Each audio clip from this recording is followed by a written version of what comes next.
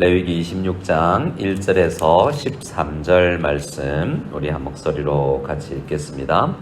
너희는 자기를 위하여 우상을 만들지 말지니 조각한 것이나 주상을 세우지 말며 너희 땅에 조각한 석상을 세우고 그에게 경배하지 말라. 나는 너희의 하나님 여호와임이니라. 너희는 내 안식일을 지키며 내 성서를 경외하라. 나는 여호와이니라. 너희가 내 규례와 계명을 준행하면 내가 너희에게 철 따라 비를 주리니 땅은 그 산물을 내고 밭의 나무는 열매를 맺으리라.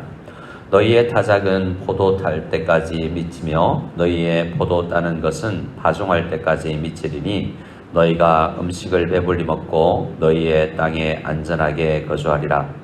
내가 그 땅에 평화를 줄 것인즉 너희가 누울 때 너희를 두렵게 할 자가 없을 것이며 내가 사나운 짐승을 그 땅에서 제할 것이요 칼이 너희의 땅에 두루 행하지 아니할 것이며 너희의 원수들을 쫓으리니 그들이 너희 앞에서 칼에 엎드러질 것이라.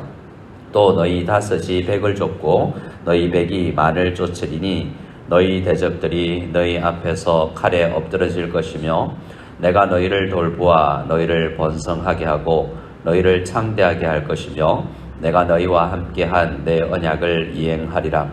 너희는 오래 두었던 묵은 곡식을 먹다가 새 곡식으로 말미암아 묵은 곡식을 치우게 될 것이며 내가 내 성막을 너희 중에 세우리니 내 마음이 너희를 싫어하지 아니할 것이며 나는 너희 중에서 행하여 너희의 하나님이 되고 너희는 내 백성이 될 것이니라.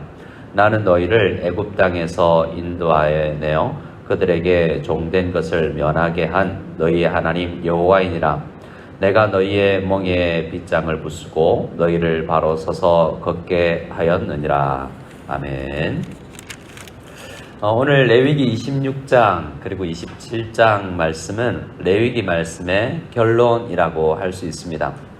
오늘 말씀은 축복으로 시작하고 있는데요. 그리고 저주도 말하고 있습니다. 그래서 우리 인생을 살펴보면 하나님 앞에 축복받는 인생인가 저주받는 인생인가로 나눌 수도 있겠죠.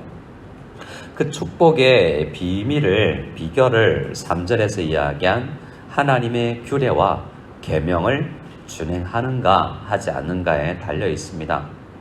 레위기 전체는 하나님의 법의 해석이라고 할 수 있는 법전인데요. 물론 창세기부터 우리 신명기까지가 다 법전입니다. 하나님의 법을 따라 사는 거죠. 그 법에 따르면 26장, 25장에서 우리가 살펴본 것처럼 자유민주주의는 열심히 일을 하지만 남을 착취할 수 있고 그리고 공산주의는 일을 안 해도 공평하게 먹고 살지만 게으를 수 있습니다. 그래서 자유민주주의도 또 공산주의도 아니라 하나님의 나라의 법은 우리 모두를 정말 깨어있게 하고 복받게 한다라는 것을 깨달아야 될 것입니다. 레위기는 사실 제사로 시작하고 제사를 집례하는 제사장이 중요하고 또 안식일을 중심으로 7일을 계산하여서 한 달을 그리고 우리가 1년을 7년을 또 평생을 50년을 이렇게 하나님 중심으로 살아가는 것에 대해서 이야기했습니다. 모이면 예배드리고 흩어지면 각 자리에서 삶으로 하나님 앞에 살아가는 그러한 삶을 살 때에 복이 있다라는 것입니다. 그것을 26장에서는 요약하여서 이렇게 설명하고 있는 것입니다. 누가 복된가? 누가 복된 인생인가를 이야기할 때 1절, 2절에서는 먼저 뭘 하지 말아야 되는지, 무엇을 해야 되는지를 율법을 요약해서 말씀해 주고 있습니다. 10계명으로 따지면 1계명, 2계명, 4계명, 크게는 1계명, 4계명이라고 할 수 있어요. 1계명에 우상 만들지 말라, 또 4계명에 안식일을 거룩하게 지키라. 이 두 가지를 지키면 복받는다라는 거죠. 우리가 뭘 하지 말고 뭘 해야 되는가? 그것을 우리 스스로 나의 소견에 옳은 대로 행할 것이 아니라 늘 말씀 따라 행해야 된다는 거죠. 우선 1절에 보면 우상을 만들지 말라 할 때 자기를 위하여라고 이야기하고 있지 않습니까? 그래서 우리는 우상 안 만들었는데요 라고 할 것이 아니라 나를 위하여 만드는 하나님 아닌 모든 것은 우상이다 라고 말씀을 드렸습니다.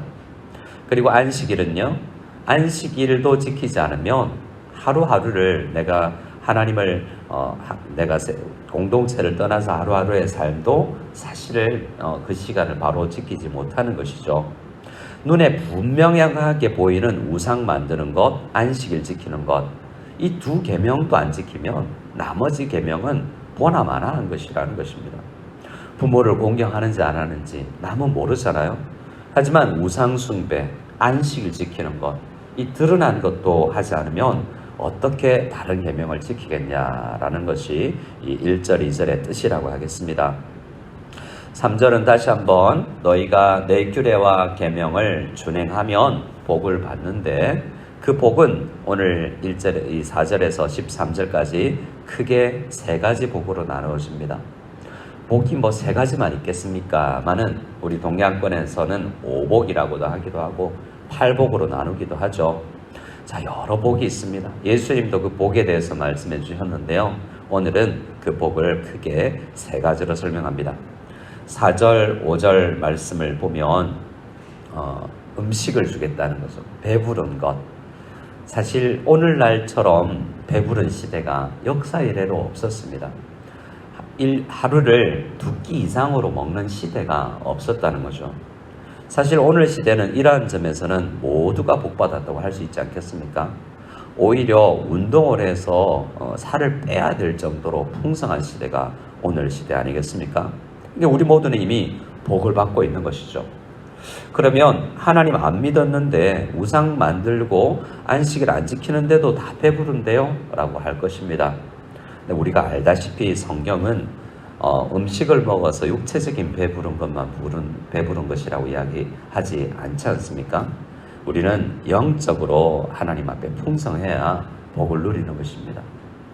배부르고 등 따숩다고 해서 진짜 우리가 하나님의 복 받은 것이 아니라는 거예요.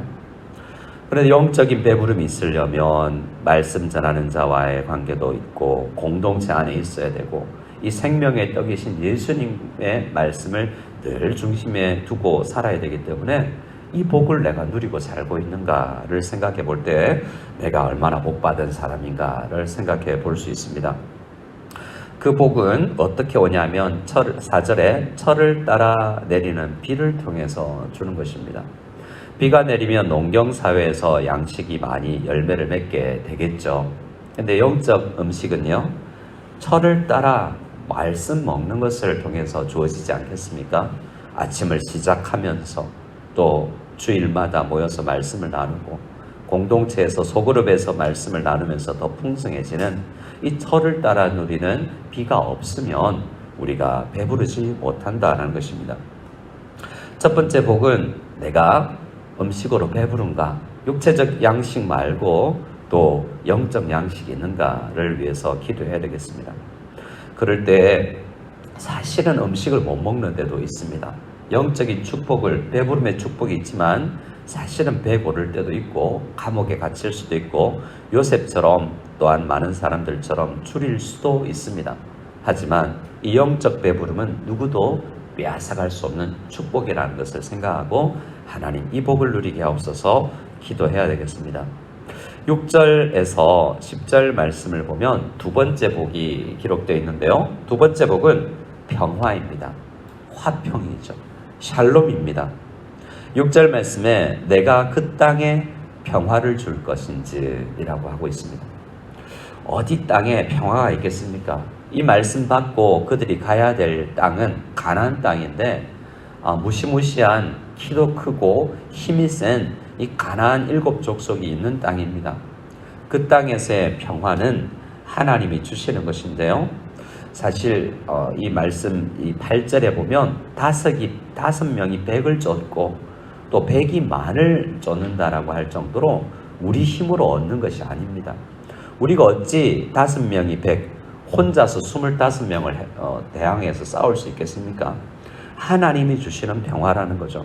우리가 말씀을 보면 기드온의 300명의 용사로 몇만 명을 이길 수 있는 것이 하나님의 함께 하심이고 300명으로 내가 싸우겠다라고 말씀하시지 않습니까? 그래서 하나님께서 우리에게 평화를 주시는 것입니다. 6절 말씀에 우리가 누울 때 너희를 두렵게 할 자가 없고 사람으로 인해서 두렵지 않고 또 사나운 짐승을 그 땅에서 제할 것이요 짐승이 우리를 두렵게 하지 아니할 것이다 라고 이야기합니다. 폭넓게 오늘날은 이 코로나, 사스, 메르스 수많은 짐승은 아닐지라도 우리를 두렵게 해서 어디 무시 밖에 나갈 수도 없게 만드는 이 두려움이 우리에게 있지 않습니까? 그 가운데서도 하나님은 우리에게 평화를 주실 수 있으신 분입니다. 6절 하반절에 칼이 너희의 땅에 두루 행하지 아니할 것이며 라고 이야기하면서 전쟁 가운데서 우리를 지켜주실 것이다 라고 말합니다. 두 번째 축복은 무엇입니까? 평화입니다. 샬롬입니다. 그런데 전쟁만 일어나지 않는다고 또 우리에게 짐승과 사람에게 두려움만 없다고 진정한 평화겠습니까? 우리 주님께서는 시편과 성경 전체에서 우리 샬롬을 누리는 것이 진정한 축복이라고 이야기합니다. 시편 4편 8편 말씀에 내가 평안히 눕고 자기도 하리니 라고 이야기합니다. 이 환난 가운데서도 정말 코로나 환경 가운데서도 경제적인 궁핍 가운데서도 하나님은 우리에게 편안하게 눕게도 하시는 것입니다. 베드로가 감옥에 갇혀서도 어떻게 잠을 잘 수 있었겠습니까?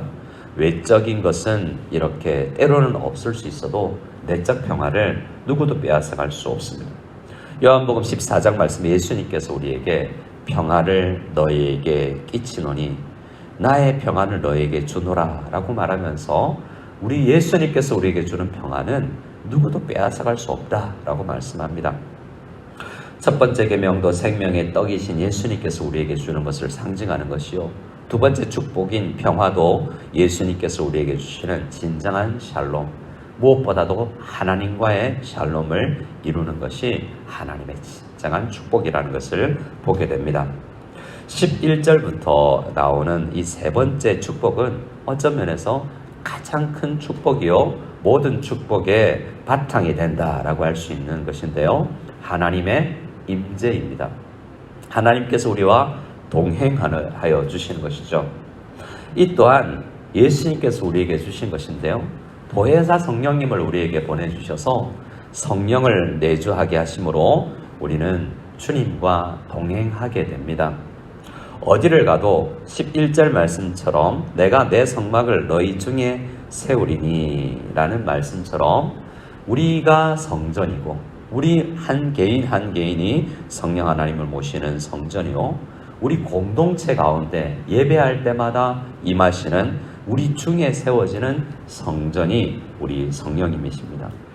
마태복음 28장 말씀에 성령을 우리에게 주시면서 세상 끝까지 너희와 함께 하시겠다고 약속을 해주셨고 사도행전 1장 8절에도 성령이 임하면 너희가 권능을 받는다라는 말씀을 주셨고 그 약속대로 우리와 함께 해주시는 것입니다. 오늘 이 아침에 기도하는 우리에게도 이 세 가지 축복이 이미 있습니다. 우리가 간절히 기도할 것은 예수님을 통하여서 누릴 수 있는 배부름의 축복, 또 평화의 축복, 샬롬의 축복, 주님과 동행하임의 축복을 하나님 받아 누릴 수 있는 우리가 될 수 있게 해달라고 그냥 듣고 읽고 지나는 것이 아니라 진정 이 말씀이 하나님의 말씀이요 복된 말씀이라는 것을 생각하고 이 하나님과에서 주시는 세 가지 축복이 있을 때 12절 13절에서 이야기하는 것처럼 이것을 누릴 때 우리 하나님이 우리 하나님이 되고 우리는 하나님의 백성이 되어서 이 믿음을 통해서 우리 관계가 더욱더 돈독해진다는 것을 믿고 하나님과 이 새벽에 더욱더 돈독한 관계가 될 수 있는 축복받는 이 새벽이 되게 없어서 간절히 기도하며 나가는 이 아침이 다 될 수 있기를 소원합니다.